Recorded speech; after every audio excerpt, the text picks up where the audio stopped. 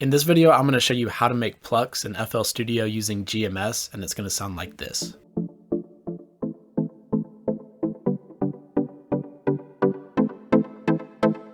What's up, my producer friends? It's David with another monsterproductions.com. If you're not familiar with GMS, it is a native FL Studio plugin. It comes with all versions of FL Studio. So if you have a licensed FL Studio, even if you own the Fruity edition, you'll have access to this synth. This synth is actually pretty great for making a lot of different sounds, and Plucks are really easy to make in it. So let's just get straight into it. All right, so the first thing that I want to do is go into where it says bank here. Let's just go to user and default. This is going to get us a clean slate here. So by default, we have oscillator 1 already playing. It's a sawtooth waveform. And let's go into my piano roll and I'll show you a little chord progression that I have going on here. And let's take a listen.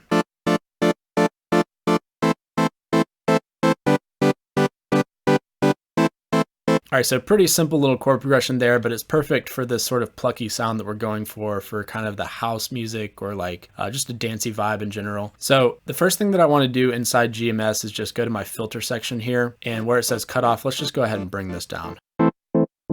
Let's go to about 40%, and then I'm just gonna go to my envelope mode here. And right now this is linked to the filter. So I'm gonna bring the decay down to about, let's try 20.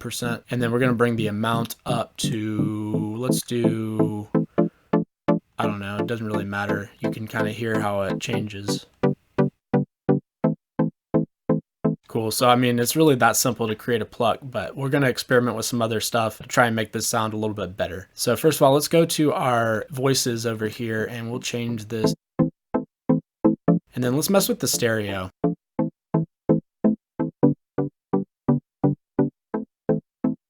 Just adjust the stereo to your liking. You can mess with the detune a little bit too. See where we like this.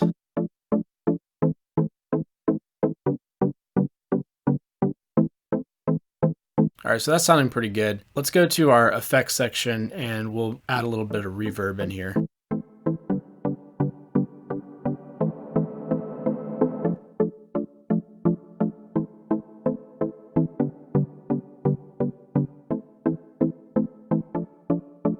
So find a place where you like it. Let's add some delay as well. It's called echo on this particular plugin.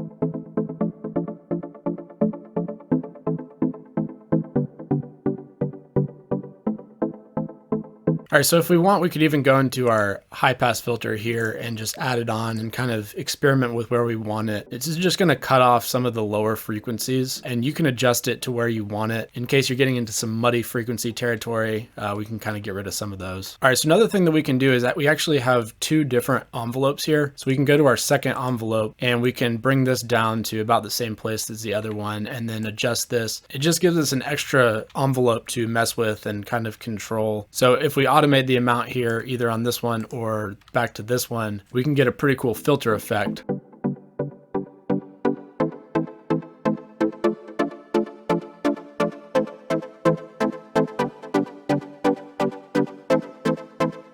Now really you could automate the amount here, you could automate the cutoff on the filter, we could automate any of these things to sort of achieve the sound that we're going for. So play with it, have fun with it. Potentially you could experiment with other wave shapes. Square waveform can sound pretty cool for Plucks too, so maybe mess with that. And don't forget, as I mentioned in my other video, which I released earlier this week, which are 5 sound design techniques that you guys can incorporate to get better mixes and just better productions in general. I'll put a link on the screen right now if you guys want to check that out. But just keep in mind that this is really just the beginning stage. Once you have the sound kind of to a good place where you like it, go ahead, load it into your mixer and then start tweaking it, maybe add some other effects to really bring it to life and make it sound even cooler.